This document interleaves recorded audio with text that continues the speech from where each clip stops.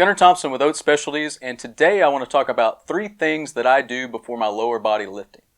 So we've talked about our upper body lifting, and I told you that I normally do 2 upper body lifts and 2 lower body lifts a week if I get a chance to. Sometimes I don't have the time and I can't get that 3rd or 4th workout in, but I at least try to get 1 upper body and 1 lower body. So for me, my warm-up with the lower body is a little bit more in depth than the upper body, and that's because I've had issues in the past with hamstrings.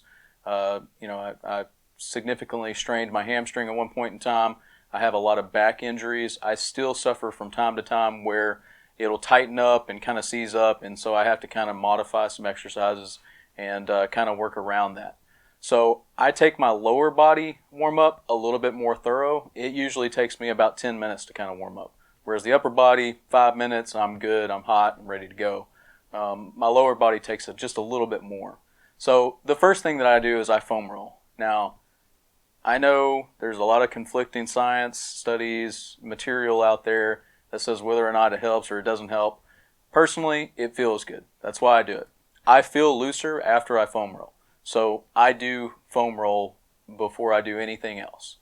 And the second thing I do is I utilize the thigh bands. I love the thigh bands because it activates my hips, it activates my abductors, my glutes, my hamstrings. It activates just this lower core area so that whenever I'm ready to do my lifts, it's warmed up, it's activated, and it's ready to go.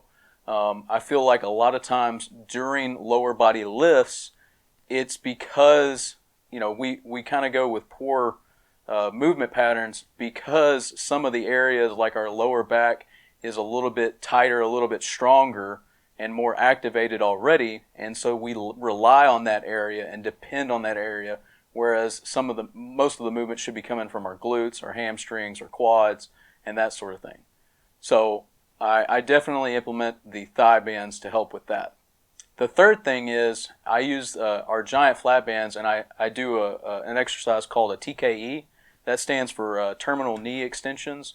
So you kind of would probably see this a lot for like rehabbing from ACL injuries and that sort of thing.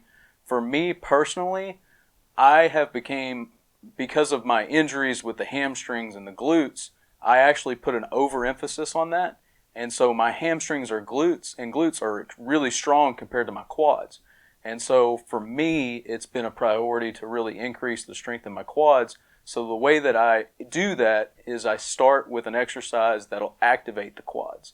And the terminal knee extensions do a great job of just getting the quads activated, and it kind of isolates that area a little bit more. The giant flat band is great. I just put it right in that crevice on the knee, and then I just let it pull me forward, and then I activate my quads to really drive that back. And so those are 3 things that I do before a lower body lift.